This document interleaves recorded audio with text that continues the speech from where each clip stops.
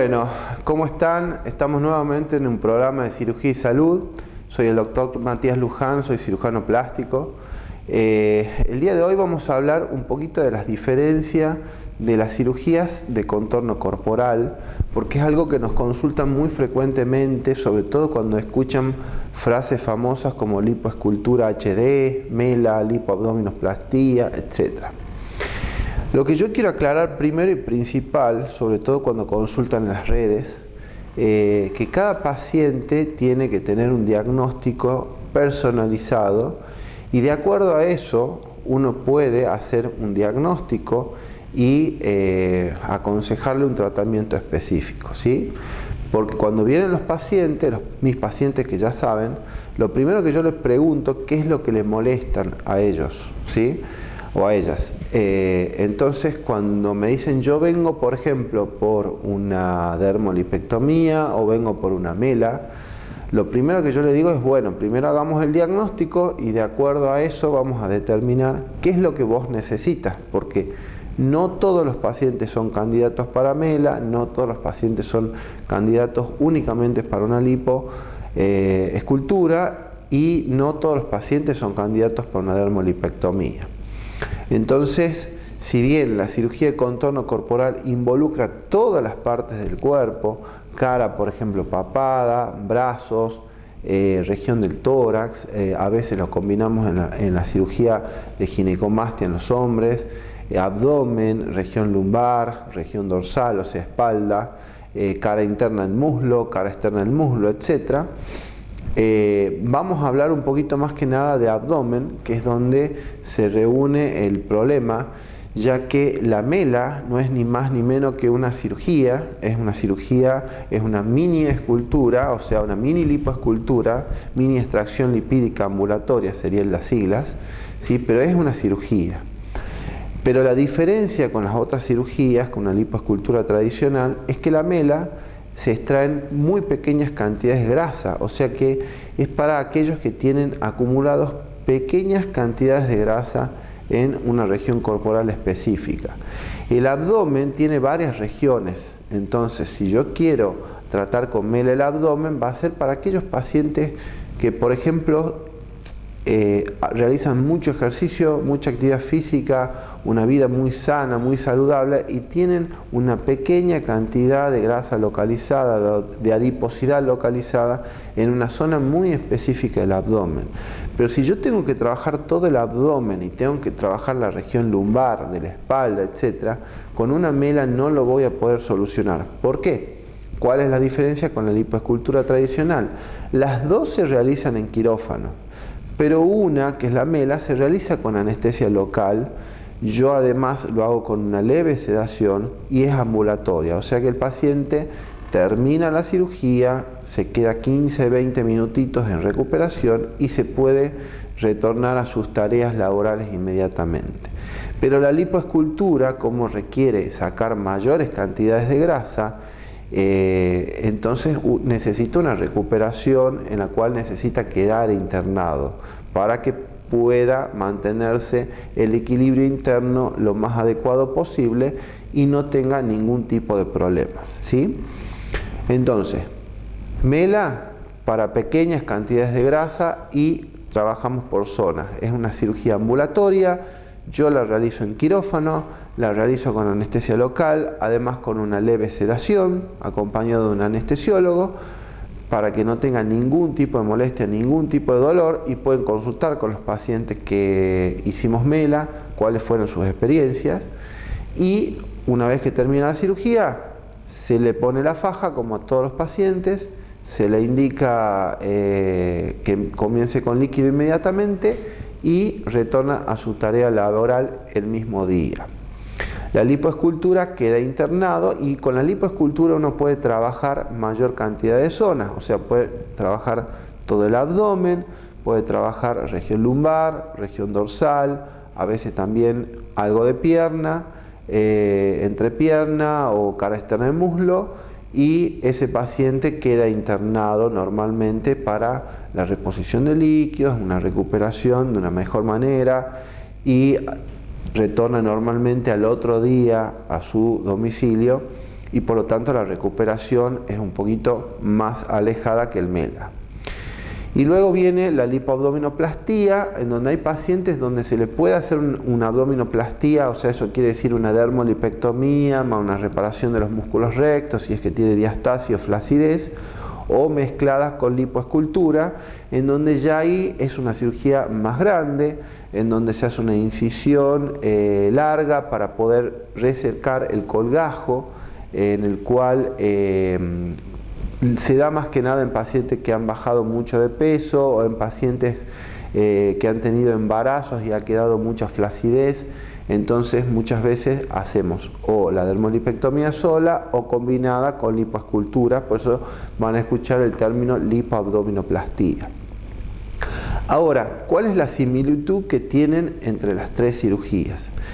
El posoperatorio, si bien la recuperación en MELA, lipoescultura tradicional y lipoabdominoplastía cada vez es más larga, digamos así, en términos generales, 2 días en una MELA, una semana en una lipoescultura y 15 días en una lipoabdominoplastía de reposo, en las tres van a necesitar sí o sí tratar de impedir que se junten líquidos, tratar de impedir que se junte lo que llamamos nosotros seroma, y de esa manera lo que nosotros indicamos en todas es faja las 24 horas, drenaje linfático que son masajes para poder ir eliminando esos líquidos, que muchas veces lo podemos combinar con ultrasonido y otras terapias para eliminar fibrosis internas y cosas que se puedan generar. Una buena alimentación de base proteica para el tema de la cicatrización, mucho líquido y asistir a los controles, obviamente, que el cirujano, cada cirujano le tiene que indicar, porque si llega a surgir algún tipo de complicación, uno puede empezar a tratarla en el momento oportuno en el cual se presenta. El tratamiento, el posoperatorio es muy importante. Yo siempre digo que hay un 50 y un 50 en cuanto al resultado y al tema de cómo se maneja el posoperatorio. El 50% luego de la cirugía depende mucho del paciente, depende que haga bien los deberes, que cumpla bien a rajatabla lo que le pedimos.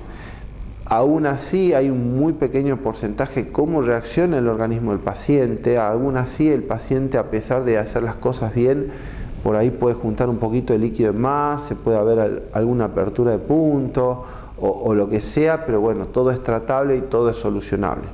Por eso es muy importante establecer un equipo entre el cirujano y el paciente, y por qué no entre los que están alrededor, para que lo puedan apoyar, para que los puedan también incentivar a que hagan las cosas como se debe, y de esa manera tener resultados que sean lo más satisfactoriamente posibles.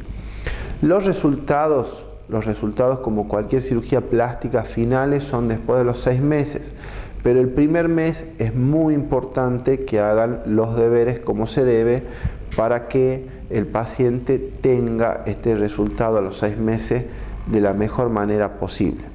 Con respecto al posoperatorio, también me preguntan mucho el ejercicio físico. Entonces yo le digo que cuando hay sutura de músculos, por ejemplo, yo indico que más o menos al mes y medio pueden empezar con ejercicios físicos aeróbicos suaves, a los 2 meses con algo de musculación, pero recién después de los 3 meses ya pueden hacer cualquier tipo de ejercicio involucrando el abdomen, ya que ahí vamos a tener cicatrizado sobre todo la parte interna de los músculos donde realizamos la cirugía en la lipoabdominoplastía. En una lipoescultura es un poquito menos y en una MELA es un poquito menos. Eso es dependiente de cada paciente, es estadístico, ¿sí? Pero es muy importante que sí vuelvan a retomar la actividad física. No es momento, como yo digo, de hacer dieta luego en el postoperatorio inmediato. Es momento de recuperarse, en donde tienen que comer bien, tienen que comer proteínas, tienen que hidratarse bien, porque eso forma parte de la recuperación, además de la medicación que le indicamos en cada caso. Otra de las preguntas que me realizan es si existen complicaciones. por supuesto que existen complicaciones que, si bien son de menor a mayor, puede pasar cualquier cosa, van en un índice de porcentaje muy menor. ¿Sí? Yo diría que entre el 2 al 5 al 8% puede haber complicaciones. De hecho, cuando uno realiza estas cirugías, le entrega al paciente un consentimiento informado en donde por ahí se asustan por todo lo que puede llegar a pasar, pero es una cirugía. Yo siempre digo que la cirugía plástica es una cirugía al fin, entonces puede tener complicaciones. Pueden tener complicaciones menores, como son la apertura de los puntos, juntar líquido, hacer lo que se llama seroma, ¿sí? Pequeñas infecciones, etc. O complicaciones que son del postoperatorio inmediato, que puede pasar en la habitación, por eso a veces quedan internados por cualquier cosa que llegue a pasar, ¿sí? Como ser hemorragias, etc., hasta otro tipo de complicaciones mayores, pero las cuales son todas prevenibles. Es muy importante en la consulta que el paciente explique, y que explique absolutamente todo lo que refiere a su salud, ¿sí? A si tiene algún tipo de enfermedad, si consume medicamentos, porque a veces hasta incluso estamos no indicando la cirugía en ciertos pacientes.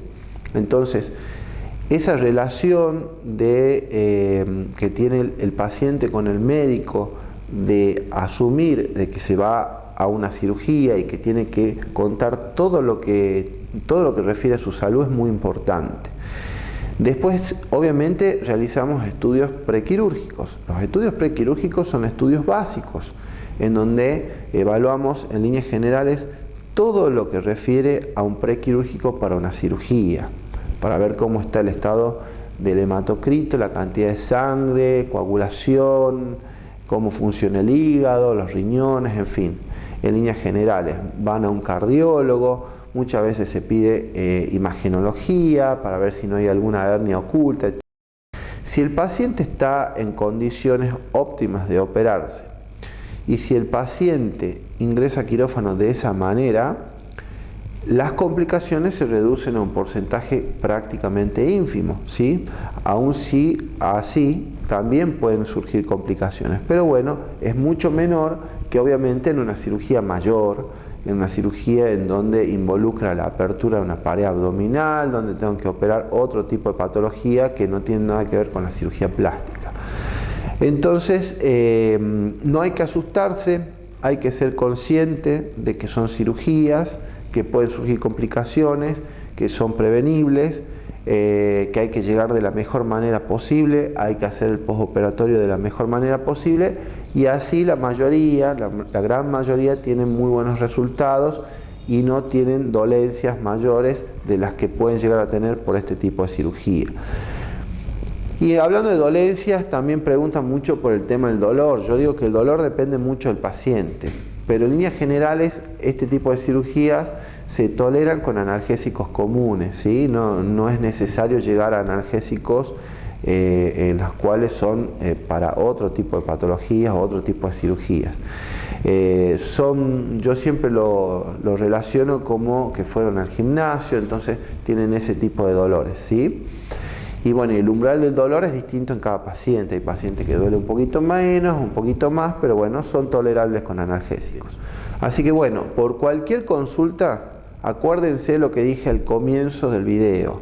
Es muy importante que acudan a la consulta médica, que vengan al consultorio para que uno pueda examinarlos, pueda dar un diagnóstico correcto y de acuerdo a eso poder dar un tratamiento específico para cada uno de ustedes. Así que los espero lunes, martes y jueves de 17 a 20 en 25 de mayo 730. Y ya lo dije en otro video anterior, si tienen dudas sobre otro tipo de procedimientos, tratamientos o cirugías, pueden dejar sus inquietudes para que podamos tratar estos temas en el próximo programa. Que tengan un lindo día. Buenas, ¿cómo les va? Acá estamos en un nuevo programa de cirugía y salud.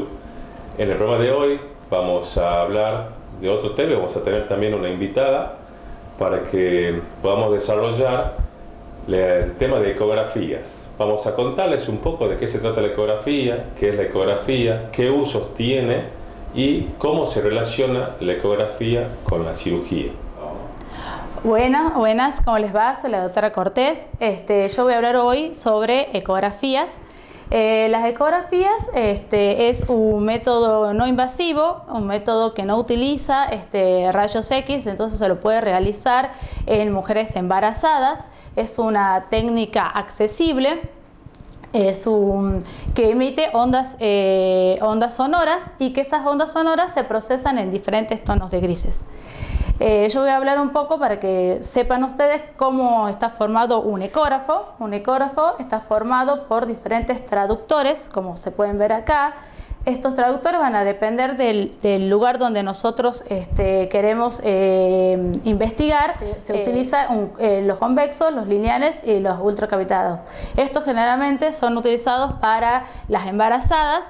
Algunas veces también utilizados para los órganos como el hígado, los vasos, los riñones. Bueno, muy bien. Me gusta el tema de la ecografía, pero me quedan algunas dudas. Por ejemplo, ¿dónde puedo usar yo el ecógrafo? ¿Únicamente acá en el consultorio y otros lugares donde se lo puede utilizar? No, doctor, el ecógrafo se lo puede usar no solamente en el consultorio, también se lo puede usar en las guardias, porque como es de fácil movilización, son portátiles, entonces se lo puede usar en la guardia y también se lo puede usar en el quirófano. O sea que, por ejemplo, si estamos en una guardia, en una urgencia, en un sanatorio, en un hospital, vos vas y llevas el ecógrafo para ahí y le haces al paciente, no hace falta que el paciente se traslade. Exactamente, doctor, o sea, no necesitamos el traslado del paciente porque nosotros podemos transportar el ecógrafo hasta donde está el paciente, hacer un EcoFast que se llama. Y en la guardia, como decimos en el EcoFast, ¿qué es lo que buscas? ¿Para qué sirve el ecógrafo? ¿Cuál es la función? Y bueno, la función del EcoFast es buscar que no haya una hemorragia, interna abdominal. Entonces, para eso se utiliza el ecógrafo. Bien, y después me imagino que también se usa mucho para la embarazada. ¿Y para la cirugía? Bueno, en las embarazadas obviamente se las utiliza para el seguimiento del embarazo, primero para el diagnóstico del embarazo, después para el seguimiento del embarazo. Y en las cirugías se la puede utilizar para las punciones, por ejemplo, punciones pleurales, punciones abdominales. También se lo pueden utilizar dentro del quirófano para hacer punciones de hígado. Bien. Y, por ejemplo, si yo tengo que punzar un paciente que tiene líquido en el abdomen, ¿eso se hace anestesia? ¿Se hace directamente la punción y la ecografía juntos? ¿Usted hace las dos cosas? ¿Lo hace junto con el cirujano? Nosotros colaboramos con el cirujano. Se hace con una anestesia local y nosotros vamos guiándolo al cirujano donde realizar la punción adecuada. Bueno, ya hemos hablado un poco de lo que es el ecógrafo, lo que es la ecografía y ahora un poco para qué se utiliza. Yo quiero saber, relacionado con la cirugía, ¿qué tipo de punciones es lo que más se hace en el consultorio? ¿Qué es lo que hace usted, doctor, en su consultorio con las punciones? Bueno, yo en las punciones que generalmente hago son las punciones tiroideas de ciertos nódulos tiroideos, generalmente tienen que tener un determinado tamaño. Yo no solamente guío la ecografía, sino también hago la punción. Como he dicho recién, no son todos los nódulos tiroideos, son determinados nódulos de determinado tamaño para realizar la punción. Y eso no es lo que se hace en el consultorio, pero cuando hay alguna cantidad de líquido en el abdomen, una cierta cantidad de líquido en el tórax, también tiene indicación de hacer la punción. En ese caso se hace en el consultorio, se hace en la terapia, se hace en la habitación. Yo preferentemente prefiero hacerlo donde está el paciente. Si el paciente está en la habitación, y si el paciente está internado en la terapia, en la terapia.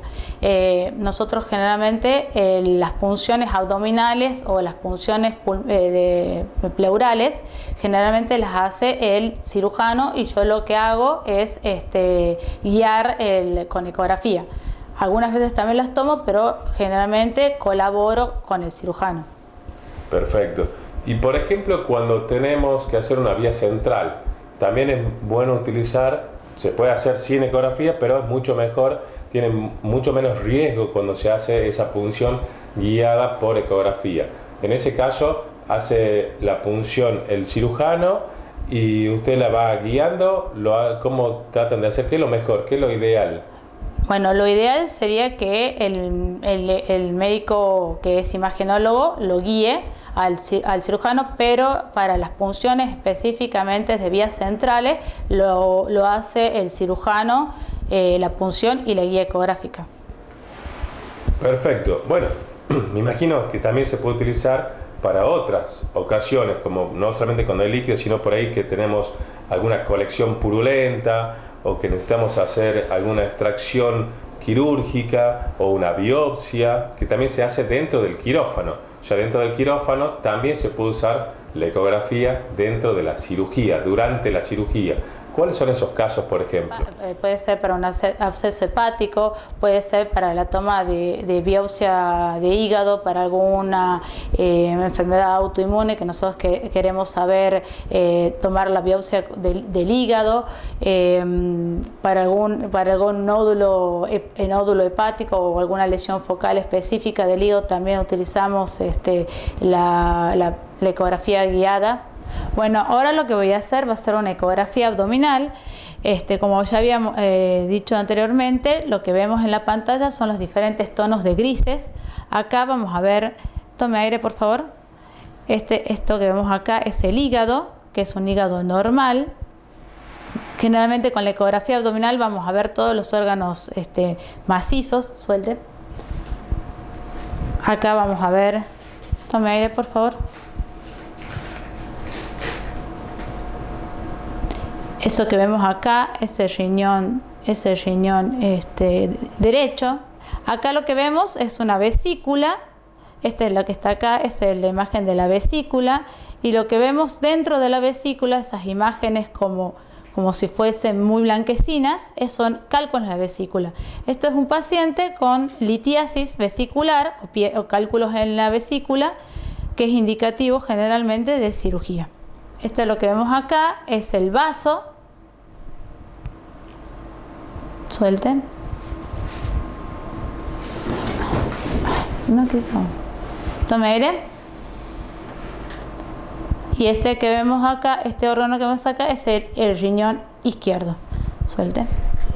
Ahí, como podemos ver, se puede observar en las ecografías abdominales, podemos ver páncreas, podemos ver hígado, podemos ver vaso, podemos ver los riñones, podemos ver vesícula, que en este caso es una vesícula con cálculos en la vesícula, podemos ver vejiga, podemos ver en los varones la próstata, también podemos ver ecográficamente, también podemos hacer ecografía de testículo. Bueno, la verdad que bastante interesante todo lo que está contando la doctora, todas las cosas, el amplio espectro que tiene la ecografía. Se pueden hacer muchas cosas, pero me queda una duda. ¿Cómo has hecho para llegar hasta acá? Bueno, yo para llegar hasta acá soy médico, hice 7 años de medicina, me especialicé después 4 años en MATSA, hice una residencia de imágenes.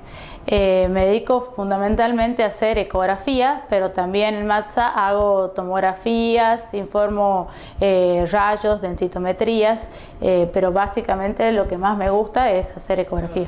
Bueno, la verdad que muy bueno, muy lindo el programa de hoy. Yo lo quiero cerrar un poco contando cómo hubo un cambio en la medicina. De 1990 más o menos, del año 2000 para atrás, cuando un paciente tenía litiasis vesicular, pero sin síntomas, se hacía la ecografía, se hacía el diagnóstico de la litiasis vesicular, pero no tenía síntomas, no tenía indicación de cirugía porque se hacía mucha cirugía convencional. Del año 2000 hacia acá, hasta el año 2020, o sea, 20 años, hace 20 años que se viene haciendo la cirugía laparoscópica, ya cambió un poco ese concepto. Los pacientes que tienen litiasis vesicular, pero no tienen síntomas, sí tienen indicación de cirugía, porque está demostrado que en algún momento, no siempre, pero mayormente van a tener alguna complicación. Tiene cálculos, no tiene síntomas y termina debutando con una complicación. Una colecistitis, una pancreatitis, se escapa un cálculo, el paciente se pone amarillo y recién ahí hacemos el diagnóstico. Entonces, en el caso que alguno de ustedes haga una ecografía, y le encuentren que tiene cálculos y no tenga síntomas, consulte a su cirujano, porque probablemente lo ideal, lo mejor que puede hacer es operarse y evitar una complicación. Listo, nos vemos en el próximo programa, que anden muy bien. Hasta luego, nos vemos en el próximo programa.